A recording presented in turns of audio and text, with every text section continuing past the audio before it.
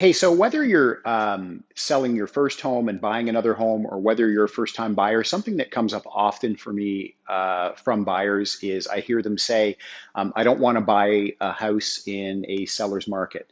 And what I wanted to talk to you about today was three reasons you might consider wanting to buy a house in a seller's market. One of them is being outpaced. I have personally watched in my real estate career a few clients that have actually gone through in some markets looking at a detached, and then as the prices and the market continues to get busier, then they get sort of dropped down to looking at semis and then townhouses or condos, and they just continually wait the market out. Reason number two, changes in mortgage lending. We have seen changes in mortgage lending pretty consistently over the last 4 to 5 years.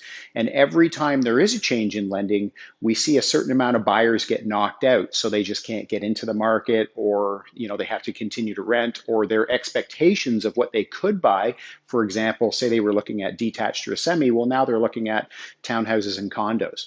And the third reason you might want to consider buying a house, even if it's a seller's market, is just the overall market trend. I put my squiggy in the wrong spot, but I mean, it's one thing, the market doesn't go linear up, right? The market goes up and down and up and down.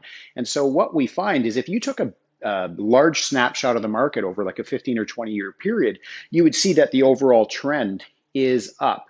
Whereas if you're looking at the market, say on a, every 6 months or on a year by year basis, you might find some years up and some years down. So my advice would always be to look at it for the long term. It's a marathon, not a sprint.